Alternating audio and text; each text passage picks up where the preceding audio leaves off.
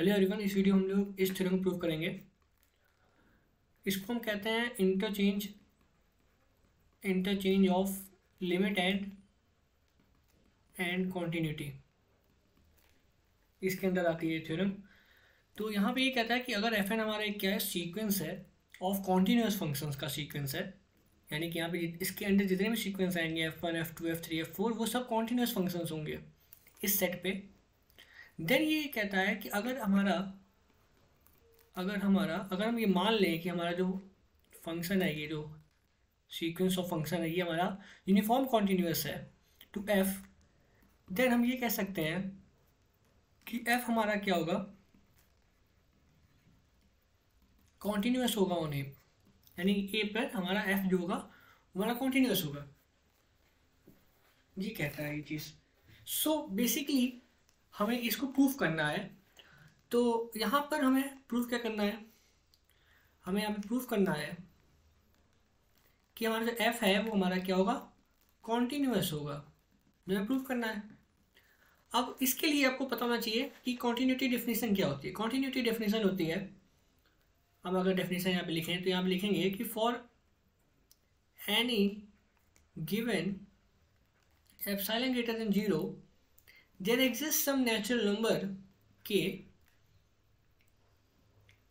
Epsilon, जो कि epsilon पे डिपेंड करेगा, सच दैट, ये हमारा क्या होगा, नेचुरल नंबर होगा, ठीक है, natural number, such that for all n greater than k हमारे पास क्या होगा, जो हमारा कॉन्टिन्यूस फंक्शन है, यानी कि जैसे यहाँ पे हमें प्रूफ करना है f हमारा कॉन्टिन्यूस है, तो हमें क्या लाना पड़ेगा, हमें लाना पड़ेगा कि f x minus f c हमारा एक क्लस्टर पॉइंट है, ठीक है, वो हमारा क्या हो, लेस देन एप्सिलॉन हो, for x minus c less than delta. तो यहाँ पे हमें एक और चीज़ ऐड करनी पड़ेगी, for any given epsilon greater than 0 and delta greater than 0, ये हमारा लेस देन एप्सिलॉन होगा इस चीज़ के लिए। ये हमारी डेफिनेशन होती है। इसको हम थोड़ा विजुअली अगर देखें तो ये बताता है कि c और यहाँ पे l, ठीक है, लिमिट, तो ये बताता है जैसे जैसे हमारा x c की तरफ जाएगा, जैसे जैसे हमारा x c की तरफ जाएगा, क्लस्टर पॉइंट की तरफ जाएगा, वैसे वैसे इससे बनने वाला जो एफ एक्स होगा, एफ एक्स वो हमारा लिमिट की तरफ जाएगा। यहाँ पे x1 वैल्यू के लिए यहाँ पे एफ एक्स1 आएगा, x2 के लिए यहाँ पे क्या आएगा, एफ एक्स2 आएगा यहाँ पे, फिर x3 के लिए यहाँ पे एफ एक्स3 आएगा, और धीमे धीमे ऐसे जैसे जैसे x हमारा इसकी तरफ जा रहा है, c की तरफ जा रहा है, वैसे वैसे एफ एक्स हमारा लिमिट की तरफ जाएगा, ठीक है। इसी लिमिट को हम क्या कह दे रहे हैं, इसी लिमिट को कह दे रहे हैं एफ एस सी, ठीक। तो ये हमारा क्या होता है, कंटिन्यूटी डेफिनेशन होती है। तो बेसिकली हमें प्रूफ क्या करना है, बेसिकली हमें इसको अगर हम लेस देन एप्सिलॉन ले आएंगे तो हम ये प्रूफ कर देंगे कि हमारा जो एफ है वो कॉन्टिन्यूस है। सो हम यहाँ पे शो करेंगे कि हमारा जो एफ एक्स है minus f c is less than epsilon. तो यहाँ पर इसको हम थोड़ा ब्रेक करके लिखेंगे। हम इसको ब्रेक करके कैसे लिख सकते हैं, थोड़ा इसको तोड़े मोड़ेंगे, जो हमें गिवन है उसमें उसी में ब्रेक करेंगे कि हमें फ़ायदा हो। हमें यहाँ पे गिवन क्या है, गिवन हमें है कि हमारा जो एफ एन है वो यूनिफॉर्म कॉन्टिन्यूस है टू एफ। अब यूनिफॉर्म कॉन्टिन्यूस की डेफिनेशंस क्या कहती है ये समझो। यूनिफॉर्म कॉन्टिन्यूस की डेफिनेशन ये कहती है कि for epsilon greater than 0 there exist some K, ठीक है, देयर एग्जिस्ट सम के बिलोंग्स टू नेचुरल नंबर, जो कि यहाँ पे एप्सिलॉन पे डिपेंड करेगा, जो कि यहाँ पे एप्सिलॉन पे डिपेंड करेगा, belongs to natural number such that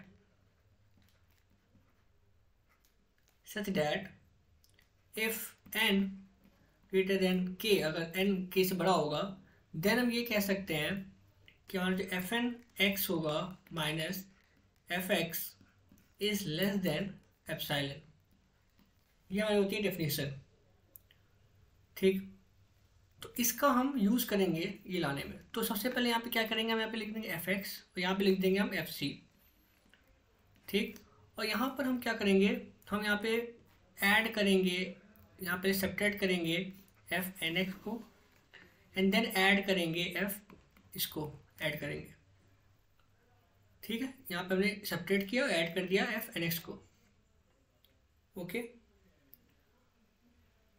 now हम यहाँ पे ये देखेंगे कि ये हमारा सी है, क्या इनके बीच में कोई रिलेशन है, क्या हमें कोई जो चीज़ गिवन दी गई हैं उनमें हमें इनके बीच में कोई रिलेशन मिल रहा है या नहीं मिल रहा है। अगर मिल रहा है तो हम इसको यहाँ पुट करेंगे, ठीक है। तो हमें एक चीज़ समझ आ गई। और क्या मैं यहाँ पे गिवन है पहले देखते हैं। हमें गिवन है कि एफ एन जो है हमारा क्या है, हमारा सीक्वेंस ऑफ कॉन्टिन्यूस फंक्शन है, ये हमें गिवन है। अगर हमारा ये एफ एन जो है हमारा क्या है, सीक्वेंस ऑफ कॉन्टिन्यूस फंक्शन है, तो ये जो कॉन्टीन्यूटी की डेफिनेशन है वो एफ एन पे भी अप्लाई होगी। तो जब ये एफ एन पे अप्लाई होगी तो एफ एन के लिए हम क्या यहाँ पे लिख सकते हैं कि for given epsilon greater than 0 there exist some K, ऐसी कोई के वैल्यू एग्जिस्ट करेगी जिसके लिए हम ये कह सकते हैं कि हमारा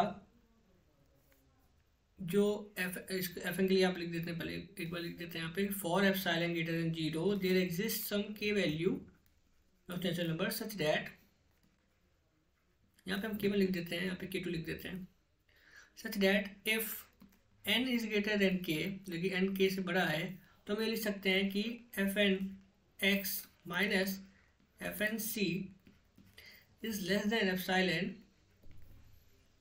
for x minus c less than delta. तो यहाँ पे हमें ऐड करना पड़ेगा for epsilon greater than 0 and delta greater than 0, ठीक है। तो ये हम लिख सकते हैं। तो इसके लिए हमारे पास क्या आ गया ये। अब इसको यहाँ पे हम ऐड कर देंगे, इसको भी हमें यहाँ पे लाना पड़ेगा। तो हम यहाँ पे लिख सकते हैं minus F N C plus f N c, इसको इस जगह पे ले आएंगे, ठीक है। यहाँ पे ऐड सब्ट्रैक्ट कर दिया और यहाँ पे माइनस ये। सो अब यहाँ आप देख सकते हो यहाँ पे ओवरऑल कुछ चेंज नहीं हुआ। अगर मैं इसको उठाकर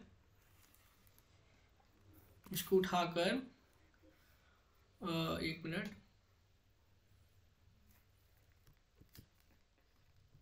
यहाँ पर ले आऊँ और उसको थोड़ा क्लियरली लिख दूँ मैं, तो आपको समझ में आएगा कि ये जो है इससे कट गया, ये इससे कट गया, और बेसिकली बचा क्या है, यहाँ पे बचा f x minus f c, जो कि वही था, ठीक है।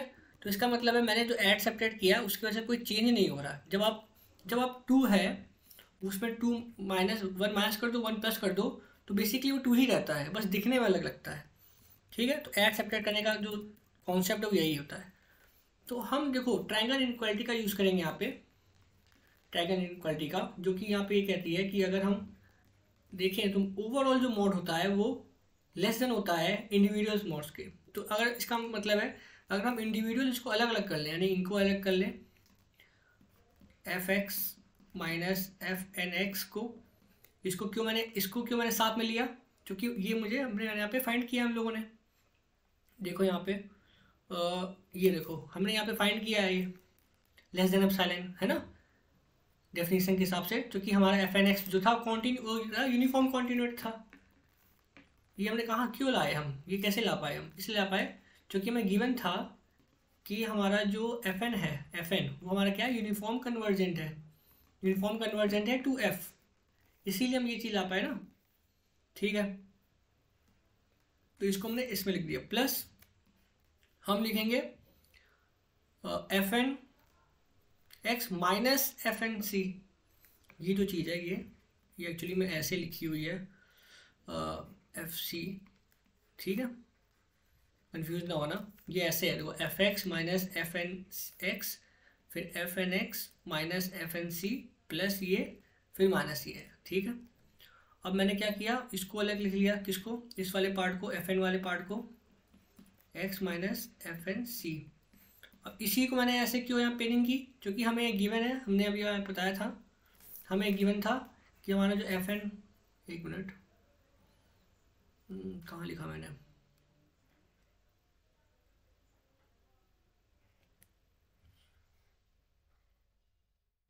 एक मिनट, मैंने ये लिखा था ना, ये देखिए यहाँ पर मैंने ये लिखा हुआ है, ये चीज़ मैं क्यों लिखी मैंने यहाँ पे, मैं क्यों लिख पाया, क्योंकि यहाँ पे एक चीज़ हमें गिवन थी, वो क्या गिवन थी, जो हमारा एफ एन है वो हमारा क्या है, is sequence of continuous function, जो कि कॉन्टिन्यूस फंक्शन था इसलिए हमने कॉन्टिन्यूस की डेफिनेशन लगा के ये चीज़ लिख पाए। ठीक है, तो इस चीज़ के लिए हमने इसको अलग पेयरिंग की है। प्लस यहाँ पे जो लास्ट है हमारा पॉइंट वो ये है, ये वाला FNC माइनस FC। ठीक है, ये वाला लास्ट है, इसको मैं लिख दिया।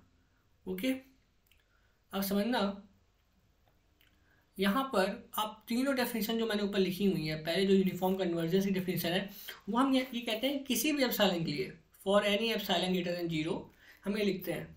तो यहाँ पे हम एप्सिलॉन ग्रेटर देन किसी भी एप्सिलॉन कर सकते हैं, तो एप्सिलॉन बाई यहाँ पे 3 ले लेते हैं। क्यों 3 ले लेते हैं? क्योंकि यहाँ पे 3 यहाँ वैल्यूज़ हैं, ये 3 वैल्यूज़, जब इनको हम एप्सिलॉन बाई 3 से रिप्लेस करेंगे तो टोटल जो आएगा वो लेस देन एप्सिलॉन आ जाएगा। और आपको पता है हमें क्या लाना था, हमें इसको लेस देन एप्सिलॉन करना था, इसलिए हम यहाँ पे एप्सिलॉन बाई 3 ले रहे हैं। तो यहाँ पे हमने एप्सिलॉन बाई 3 ले लिया। फिर ये जो है हमारा, ये देखो ये पार्ट, यहाँ पे भी हम एप्सिलॉन बाई 3 ले लेंगे। ठीक है, तो ये हमारा पहला हो गया, ये हमारा दूसरा हो गया। अब तीसरा देखो, तीसरा पार्ट जो है ये वाला, वो एक्चुअली में लिखा क्या है, वो लिखा है हमारा FNC माइनस FC, ये तो लिखा हुआ है। तो बेसिकली है क्या, ये C जो पॉइंट है वो कौन सा पॉइंट है, वो एक हमारा X में तो बिलोंग करता है। C एक्चुअली में क्या X ही तो है। तो बेसिकली ये तो वही हो गया ना कि ये यूनिफॉर्म कन्वर्जेंस के अंदर ही आ जाएगा, यूनिफॉर्म कन्वर्जेंस के अंदर आ जाएगा। देखो हमने क्या बताया था, हमने बताया था कि हमारा जो FNX है वो जा रहा है FX की ओर, और X इक्वल टू C तो एक X का ही पॉइंट है, तो उसके लिए हमारा क्या हो जाएगा, FNC माइनस जो FNC है वो कहाँ जा रहा है, FC की तरफ जा रहा है। तो यानी कि इनके बीच में जो इनकी जो डिस्टेंस होगी इनके बिटवीन, वो भी लेस देन एप्सिलॉन बाई 3 होगी, क्योंकि ये लेस देन एप्सिलॉन बाई 3 थी, है ना। आई होप आपको प्रश्न में आ रहा है, ठीक है ना। तो यानी कि इसका मतलब है कि हम ये कह सकते हैं कि ये भी हमारा जो है वो लेस देन एप्सिलॉन बाई 3 है। तो जब इनको रिप्लेस कर देंगे हम लोग epsilon by 3 plus epsilon by 3 plus epsilon by 3, overall क्या आ जाएगा, ये आ जाएगा एप्सिलॉन। तो इसका मतलब हमने क्या शो कर दिया, हमने शो कर दिया कि हमारा जो FX है minus FC is less than epsilon. इससे क्या हुआ, इससे बेसिकली हमने ये प्रूव कर दिया कि for any epsilon greater than 0 and delta greater than 0 एक ऐसा K एग्जिस्ट कर रहा है, K। अब यहाँ पर देखो हमने यहाँ पे K1 लिया था, K2 लिया था, है ना, और एक K1 K2 लिया था। तो आपको एक चीज़ जो यहाँ पे लिखनी थी, जो मैं भूल गया हूँ यहाँ पे, वो ये लिखनी थी कि हम यहाँ पे एक कॉमन वैल्यू ले रहे हैं K की, जो कि मैक्सिमम है K1 K2 से। ठीक है, तो जब आप इस वैल्यू को लेते हो ना, तब ये चीज़ आप कर सकते हो, इसको लेना जरूरी है। क्योंकि देखो K1 के लिए हमारी कौन सी कंडीशन प्रूव हो रही थी, ये वाली कंडीशन हो रही थी ना, इन दोनों में से कोई एक हो रही थी। K2 के लिए हमारी ये वाली कंडीशन हो रही थी। जब हम मर्ज करेंगे K, तो ये दोनों हम यूज़ कर पाएंगे, है ना। तो हम ये कह सकते हैं for epsilon greater than 0 there and delta greater than 0 there exist some K not natural number such that हम ये लिख सकते हैं if X minus C is less than delta. यानी कि जैसे जैसे X हमारा C की तरफ जाएगा वैसे वैसे हमारा FX जो है हमारा FC की तरफ जाएगा। तो इसका मतलब है कि हमारा जो FX है वो कॉन्टीन्यूस हो गया, क्योंकि ये कॉन्टीन्यूस की डेफिनेशन होती है। तो हमने बेसिकली क्या शो कर दिया हमने कि जो हमारा F है वो हमारा क्या है, कॉन्टीन्यूस हो जाएगा। अब यहाँ पे एक चीज़ समझो, नोट करो एक चीज़ को कि ऑल्दो जो हमारा यूनिफॉर्म कन्वर्जेंस है, यहाँ पे लिखना पड़ेगा हमें कि ऑल्दो जो हमारा यूनिफॉर्म कन्वर्जेंस है of sequence of continuous function, वो हमारा सफिशिएंट कंडीशन है, पर नेसेसरी नहीं है। मतलब कि अभी आपको एक एग्जांपल कराता हूँ। यहाँ पे देखो, यहाँ पे हमें एक ऐसा एग्जांपल लेना, हमें ये बताना है कि जो सीक्वेंस हमारा ये जो दिया हुआ है वो हमारा क्या है, सीक्वेंस ऑफ कॉन्टिन्यूस फंक्शन है। लेकिन ये जो होता है नॉन यूनिफॉर्मली कन्वर्ज होता है टू अ कॉन्टिन्यूस लिमिट। यानी कि अगर ये FNX है वही कन्वर्ज हो रहा है एफ पर, जो कि ये क्या है हमारी एक कॉन्टिन्यूस फंक्शन है हमारा एफ, ठीक है। लेकिन ये यूनिफॉर्मली कन्वर्ज नहीं हो रहा है, नॉन यूनिफॉर्मली हो रहा है, ठीक है। ये चीज़ हमें शो करनी है, यानी कि ये चीज़ बेसिकली ये चीज़ ये बता रहा है कि अगर हमें ये गिवन है, अगर हमें गिवन है कि हमारा एफ एन जो है, नोट करना, जो हमारा एफ एन है वो क्या है, सीक्वेंस ऑफ कॉन्टिन्यूस फंक्शन है, ये हमें गिवन है। सेकेंड चीज़ हमें ये गिवन है कि हमारा जो एफ है वो हमारा क्या है, एक यूनिफॉर्म कन्वर्जेंस हो रहा है, एफ एन जो है हमारा एक यूनिफॉर्म कन्वर्जेंट हो रहा है एफ पर। ये दो चीज़ गिवन है, तो हम ये कह सकते हैं कि हमारा जो एफ है वो हमारा क्या है, कॉन्टिन्यूस है। लेकिन अगर हमें ये गिवन है, पहला वाला गिवन है कि एफ एन हमारा क्या है, वो है एक सीक्वेंस ऑफ कॉन्टिन्यूस फंक्शन, ठीक है। ये हमें गिवन है कि हमारा ये क्या है, सीक्वेंस ऑफ कॉन्टिन्यूस फंक्शन है, ठीक है। और हमें ये गिवन है कि हमारा जो एफ है, जहाँ पे कन्वर्स कर रहा है एफ एन एक्स, वो कॉन्टिन्यूस है। तो हम ये नहीं कह सकते हैं कि ये जो कन्वर्जेंस है वो यूनिफॉर्म है, हम ये नहीं कह सकते। ये चीज़ को शो करने के लिए एग्जांपल मैं कराऊंगा अभी, ठीक है। समझना, जो मैं थ्योरम अभी मैंने कराई है वो ये बताती है कि अगर हमारा एफ एन एक्स क्या है, सीक्वेंस ऑफ कॉन्टिन्यूस फंक्शन है, यानी कॉन्टिन्यूस का मतलब ब्रेक नहीं हो रहा है, ऐसे फंक्शंस का एक सीक्वेंस है, यानी कि इसके अंदर जितने भी फंक्शंस आ रहे हैं वो कॉन्टिन्यूस है, और ये सारे फंक्शंस अगर देखा जाए तो एक यूनिफॉर्म कन्वर्जेंस कर रहे हैं एफ पर, तब हम एफ के लिए ये कह सकते हैं कि एफ हमारा कॉन्टिन्यूस है। लेकिन अगर हमें ये गिवन है कि हमारा एफ कॉन्टिन्यूस है और हमें पहली कंडीशन गिवन है, यानी कि हमारा एफ एन एक्स एक सीक्वेंस ऑफ कॉन्टिन्यूस फंक्शन है, हमें ये दोनों कंडीशन गिवन है, तो हम ये चीज़ नहीं कह सकते हैं कि ये जो कन्वर्जेंस हो रहा है यूनिफॉर्म होगा, ठीक है। यानी कि अगर पहला दूसरा गिवन है तो हम ये कह सकते हैं कि ये चीज़ होगी, लेकिन ये नहीं कह सकते कि अगर ये दोनों गिवन है तो हम ये कह देंगे यूनिफॉर्म कन्वर्जेंस है। सो आई होप आपको पूरा समझ में आया, ठीक है। तो इसको ये एग्जांपल की प्रूफ ये दिखाता है, एग्जांपल वाला, तो पहले इसको मैं इरेज कर देता हूँ। तो इस एग्जांपल में आप देखो, हमें ये फंक्शन गिवन है ये वाला, ठीक है, ये फंक्शन गिवन है। अब यहाँ पे देखो, इस डायग्राम को देखो आप ध्यान से, ये इस फंक्शन का एफ एन एक्स का डायग्राम है। तो यहाँ पे आप देख सकते हो ये कहीं ब्रेक नहीं हो रहा है। देखो, पहली बात तो ये पहला पार्ट जो है इसका, अगर आप देखो, आप इसको मैं बड़ा कर देता हूँ, इसी फिगर को थोड़ा बड़ा कर देता हूँ, उसको ध्यान से देखो।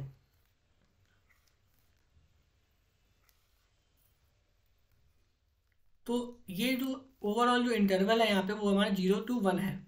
यहाँ पे 3 पार्टीशन किए गए, एक पार्टीशन जो किया गया है वो 1/n, 0 to 1/n के बीच में है हमारा x। दूसरा पार्टीशन जो है वो है 1/n से 2/n के बीच में हमारा x है, ठीक है।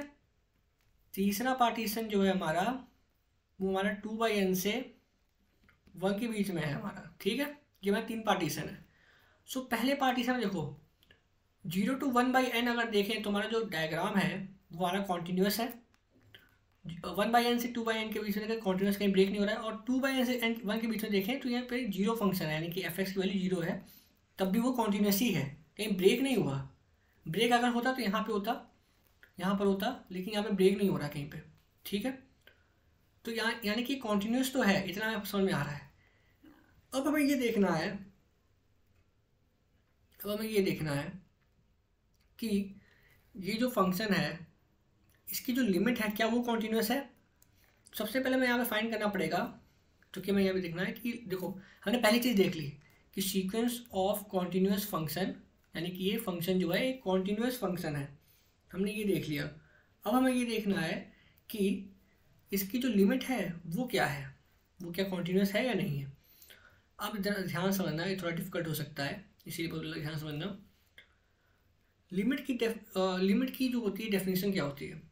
लिमिट की डेफिनेशन हमने जो पढ़ी थी वही देखी थी कि for epsilon greater than 0 there exist some की वैल्यू, कोई ऐसी की वैल्यू एग्जिस्ट करेगी जो कि नेचुरल नंबर्स पे बिलोंग करेगी, ठीक है। ऐसी कोई की वैल्यू एग्जिस्ट करेगी जिसके लिए हमारा जो एफ एन एक्स होता था वो हमारी लिमिट की तरफ जाता था, ठीक है। अब यहाँ पर देखो, यहाँ पर आप जो के वैल्यू है बेसिकली है क्या, के वैल्यू जो हमारी होती है वो एक्स इक्वल टू के होता है ना, यानी कि जो एक्स है यही तो के वैल्यू होती है। तो अगर यहाँ पे आप देखो तो के वैल्यू क्या क्या हो सकती है, एक मिनट,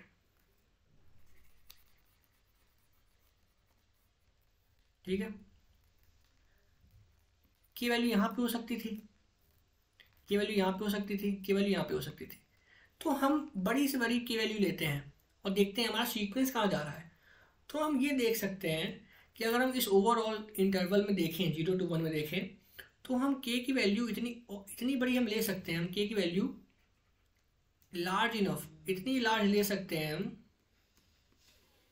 कि हमारा जो x है वो हमारा 2/n और 1 के बीच में जा सकता है। यानी कि हमने इतनी बड़ी k की वैल्यू ले ली, इतनी बड़ी k की वैल्यू ले ली कि हमारा जो x है वो इनके बीच में आ रहा है, यहाँ पर आ रहा है ना, यही तुम देखते थे।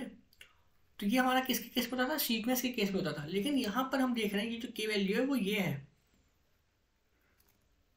ना। तो यहाँ पे भी वही सेम क्या चीज़ ही होगी कि हम इसकी वैल्यू इतनी बड़ी ले रहे हैं कि हमारा जो x है वो यहाँ पे पहुँच जा रहा है, हमारा जो x है वो यहाँ पे आ जा रहा है। तो बेसिकली इससे ये हम कह सकते हैं, इससे हम कह सकते हैं कि हमने इतनी बड़ी k की वैल्यू ले ली, हमने इतनी बड़ी k की वैल्यू ले ली कि हमारा जो x है वो इसके बीच में आ रहा है। तो मैं लिख सकते हैं for any n greater than 0, है ना, we have 2/n greater than x। हमें पास ऐसा आ गया कि हमारा 2/n से बड़ी वैल्यू x की होगी। So for all n greater then n या k, हम ये लिख सकते हैं कि हमारा जो fn(x) है वो हमारा 0 की ओर जा रहा है। यानी कि हमारा जो fn(x) की वैल्यू है वो 0 है ना। जो हमारा सीक्वेंस है वो उसकी जो लिमिट हो रही है वो 0 आ रही है। क्यों? क्योंकि यहाँ पे जो फंक्शन है, फंक्शन की जो वैल्यू आ रही है इस पॉइंट पे, वो हमारी क्या आ रही है, वो 0 आ रही है, इसलिए। तो इसकी लिमिट जो होगी वो होगी हमारी 0, और 0 हमारी क्या होती है, कॉन्टीन्यूस फंक्शन होता है। fx = 0 जो हमारा है वो एक कॉन्टीन्यूस फंक्शन है, यानी कि लिमिट में हमारी कॉन्टीन्यूस है। तो दो चीज़ हमने कर ली, एक चीज़ हमने कर ली कि हमने बता दिया कि fn(x) जो हमारा है क्या है, एक हमारा कॉन्टीन्यूस है। सेकेंड चीज़ बता दी हमने, ये भी कॉन्टीन्यूस है। अब यहाँ पर अब ये देखना है कि इसका जो कन्वर्जेंस है क्या वो यूनिफॉर्म होगा। क्योंकि देखो अगर आप ये देखो, यहाँ पर हमने शो किया था सबसे पहले कि अगर हमारा जो fn होता है वो हमारा क्या होता है, कॉन्टीन्यूस होता है, और f हमारा कॉन्टीन्यूस होता है, तो इनके बीच में जो हमारी कन्वर्जेंस होती है ना, वो यहाँ पे कहता है कि वो यूनिफॉर्म भी हो सकता है, नॉन यूनिफॉर्म भी हो सकता है। लेकिन ये थ्योरम ये कहती है अगर हमारा fn कॉन्टीन्यूस है और ये कन्वर्जेंस यूनिफॉर्म है तो हम इसके बारे में कह सकते हैं कि ये कॉन्टीन्यूस है। तो इसका कन्वर्स नहीं होगा। कन्वर्स का मतलब है कि ये गिवन है, ये गिवन है, तो ये नहीं हो सकता। मैं आपको एक बार अच्छे से समझाना चाहता हूँ इस चीज़ को, या कंडीशंस के रूप में समझाता हूँ। कंडीशंस क्या है? कंडीशन ये है कि fn कंटिन्यूस होना चाहिए, ठीक, कन्वर्जेंस यूनिफॉर्म होनी चाहिए, तब हम कह सकते हैं कि हमारा जो f है वो हमारा क्या है, कॉन्टीन्यूस है। लेकिन इसका उल्टा नहीं होगा कि अगर ये गिवन है, ये गिवन है, तो हम ये नहीं कह सकते कि ये हो जाएगा। इसका एग्जांपल ये है, क्योंकि यहाँ पे हमारे पहली दूसरी कंडीशन हो रही है, हमारी ये कंडीशन मिल रही है, fn हमारा कॉन्टीन्यूस, सीक्वेंस कॉन्टीन्यूस हो गया, हमारा f कॉन्टीन्यूस हो गया है। अब देखो हम यहाँ पे इसका नॉर्म निकालेंगे। नॉर्म आपको पता होना चाहिए, यूनिफॉर्म नॉर्म की डेफिनेशन के हिसाब से, यूनिफॉर्म नॉर्म की डेफिनेशन के हिसाब से अगर हमारा fx minus fnx minus fx का जो नॉर्म होता है वो 0 की ओर जाता है, तो हम ये कहते हैं कि हमारा जो कन्वर्जेंस है वो यूनिफॉर्म कन्वर्जेंस है। ये हमारा क्या है, यूनिफॉर्म नॉर्म की डेफिनेशन होती है। और ये जो यूनिफॉर्म नॉर्म होता है किसके इक्वल होता है, supremum of fnx minus fx के मॉड के बराबर होता है। यहाँ पे हमारा fx क्या है, 0 है, हमारी लिमिट जो है 0 है, तो हम कह सकते हैं सुप्रीमम ऑफ fnx, इसका जो सुप्रीम वैल्यू है। और यहाँ पे आप देख सकते हो सुप्रीम वैल्यू जिसकी आ रही है वो n आ रही है। किस पॉइंट पे, 1/n पॉइंट पे n वैल्यू सबसे सुप्रीम वैल्यू है, तो यानी कि इसकी वैल्यू जो होगी n होगी, जो कि हम देख सकते हैं 0 की ओर नहीं जा रही है, तो इसका मतलब यूनिफॉर्म कन्वर्जेंस नहीं हो रहा है।